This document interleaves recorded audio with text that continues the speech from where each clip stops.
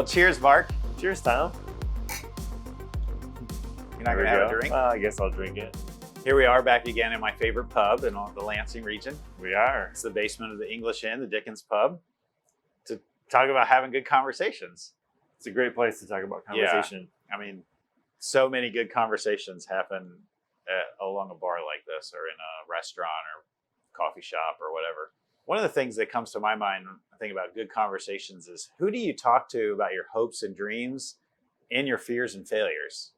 Yeah, this is the stuff that really matters. And the flip side of that is, who tells you their hopes and dreams and their fears and failures? So during the pandemic, I think we've all lost some of our conversation partners and our conversation spaces.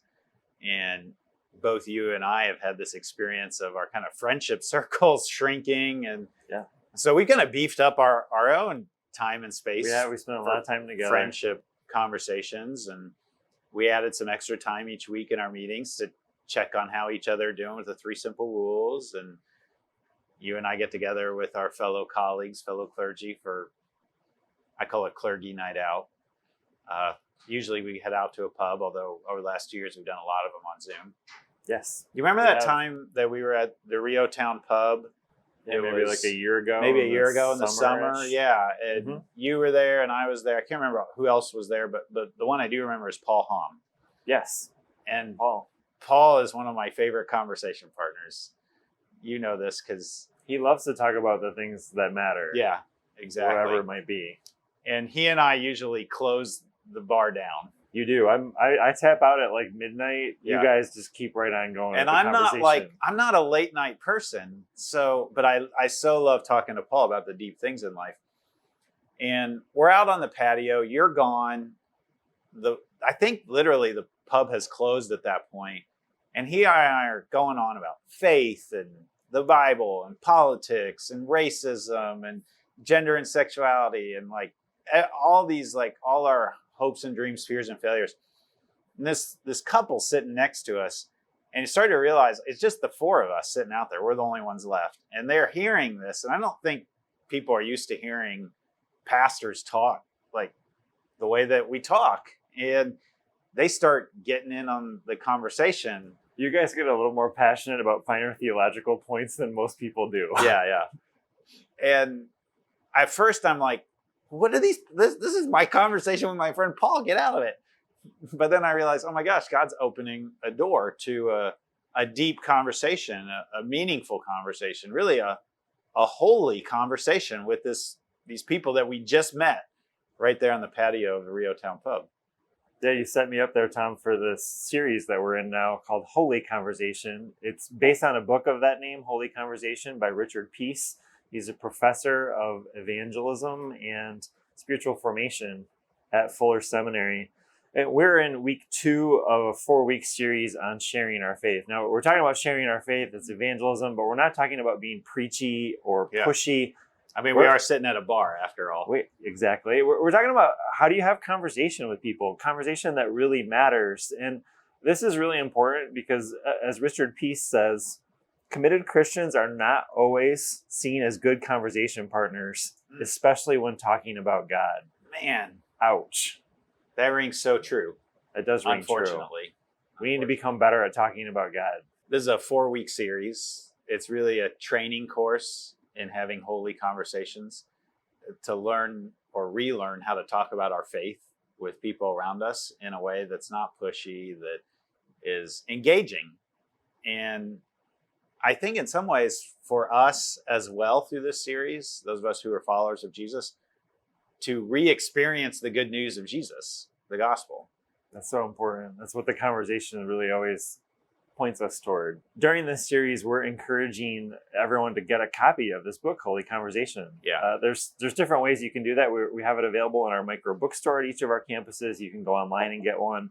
But really the important thing is join the conversation, be a conversation partner. And so we want to encourage you throughout this series to find someone who's not a part of the church to have a conversation with, to find a conversation partner throughout this series. Yeah. I'm talking with my niece every Friday at lunch. She's at Ball State in Muncie, Indiana, and we get on Zoom and we share lunch together. And she's joining us in this series, and we're talking about it every week. Very good. We also want to encourage people to practice in the chat. So if you're one of those people who sits at home and you've got it on your big screen TV in your living room and you don't usually engage in the chat, this is the time to do it, Mark. This is the time to engage in the chat. Or if you're at home and you're sitting there with your spouse or family member and you don't usually turn and talk to each other during the conversation chat times, do that.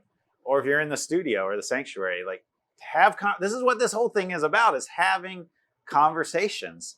So don't just sit there and watch, engage. Let's relearn how to have conversations, meaningful ones, holy conversations. These conversations are ultimately about good news. They are. They're ultimately point us to the good news of Jesus. And when we think of good news, we think of the gospel. And the gospel really has a couple different components that we're talking about throughout this series. There's Jesus, and then there's people, and then there's a commitment. Yeah. And so we started at the beginning of this series talking about Jesus. We need to talk about who Jesus is and what Jesus has done. That was where we started. And then we move on to people. And this is our deepest longings, our deepest needs, and our areas of brokenness, the places where we fall short, our hurts, our pains. Those things, then you take the good news of Jesus, you take our human condition, that leads to some sort of commitment. And that's where this series is headed, toward us talking about those commitments. Things like repentance, things like choosing to believe in Jesus, things like discipleship and growing in that following of Jesus. That's really where this series is headed. It's all about the good news, and it's about Jesus, people, and commitment. In holy conversations, Mark, two things lead us to Jesus. The first is our deepest needs and longings. You could say our hopes and dreams. And the second is our sin and our brokenness, or our fears and our failures.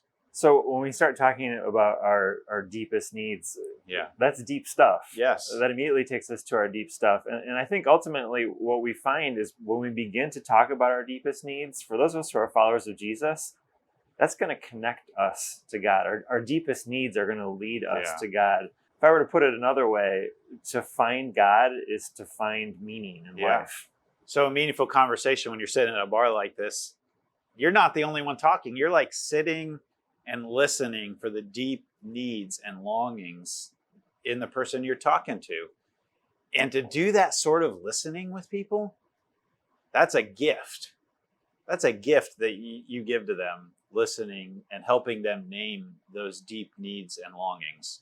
In order to do that with somebody else, you got to first do some self-listening. You got to be able to name and recognize your own deep longings and understand and see, how does God fulfill those? How does God meet those needs?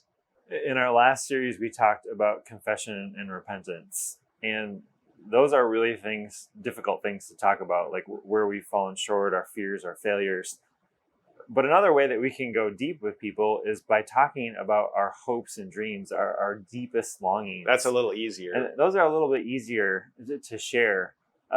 Tom, where have you experienced that? Like, what would you say are some of your deepest needs or longings? Yeah, so I go back to college when I had a faith crisis, and I wasn't sure that I believed any of this Christianity stuff. And as I was kind of digging deep into that, I realized that there were three hopes that I had in life. One was a hope that I could be a better person. The second was a hope that this world could be a better world. And the third hope was that there was some good and meaningful existence after death. That these three hopes undergird so much of who I am. I'm really impressed. You have a nice, succinct way of saying that. I've been working on it a long time. You have. I don't have that. I don't have a nice, easy, quick way to put it. But I think about my deepest needs and my deepest longings, and I want to be enough. Yeah. And so I look to God, and I want God to answer that question for me. Like, am I enough? And I take that question to God. That resonates with me too. I also think about like making a difference. Yeah. And I want to know that I can make a difference and that like my life matters and has meaning. And so I hope, one of my hopes and dreams is that someday like person after person would say my life was better because Mark was a part of my life. Wow. And I think through all of that, like my hope and my dream is that my life and the way I live it, it would honor and glorify God. I think my 3 hopes exist in what you just said. They probably do. You just have it nice and pithy and easy to remember. So we have a question for you to discuss in the chat, or turn to someone next to you and ask, what are your deepest longings, your hopes and dreams, and how do those lead you to Jesus? Let's discuss that.